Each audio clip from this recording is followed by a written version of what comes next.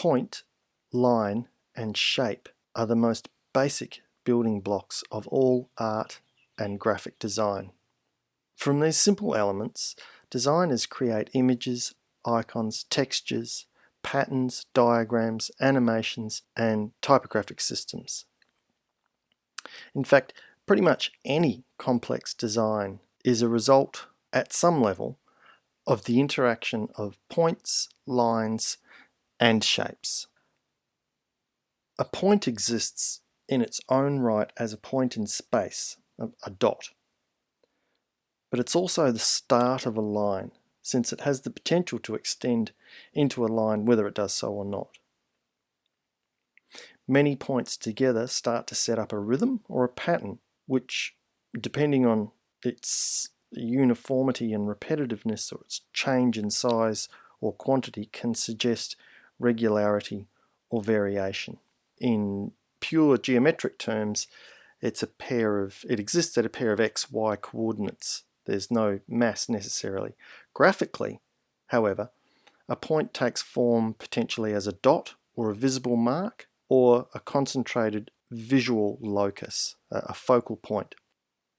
So if this simple graphic element can be considered a point, then we can extend this idea to imagine that a line is a potentially infinite series of points.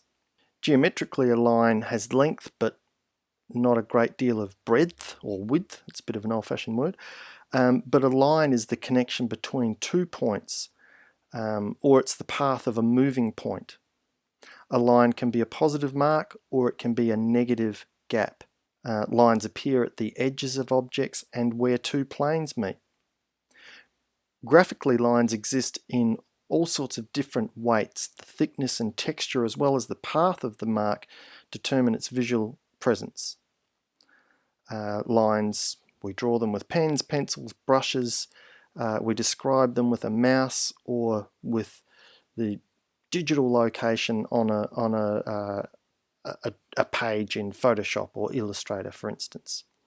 Lines can be straight or curved, continuous, they can be broken. A graph can use a rising and falling line that describes change over time, as in a waveform charting a heartbeat or an audio signal. In typographic layouts, lines are implied as well as literally drawn. Characters will group into lines of text while columns are positioned in blocks that are flush left and flush right, justified. These imaginary lines appear along the edges of columns and page areas, helping us to define a plane or a shape inside a document. The basic functions of lines include the definition of shapes, edges, forms, the creation of images and letter forms and patterns. Lines delineate boundaries and define areas within a composition. They assist a viewer in visually organizing a composition. Importantly, two converging lines imply depth and a point disappearing into the distance and the illusion of three dimensions inside a two-dimensional space. Horizontal lines suggest horizons, vertical lines suggest power and strength. Lines usually imply motion or momentum or rhythm and movement. Now, if the point is the basic building block of a line, then a line is the basic building block of a shape. Any shape is a configured or a delineated area on a two-dimensional surface created either partially or entirely by lines, or by areas of colour, tone or texture which are delineated by lines, either actual lines or implied lines. A shape is essentially flat, meaning it's actually two-dimensional and measurable by height and width. All shapes may essentially be derived from three basic forms: the square, the triangle and the circle. Each of these basic shapes, also known as primitives, has a corresponding volumetric form or solid: the cube, the pyramid and the sphere.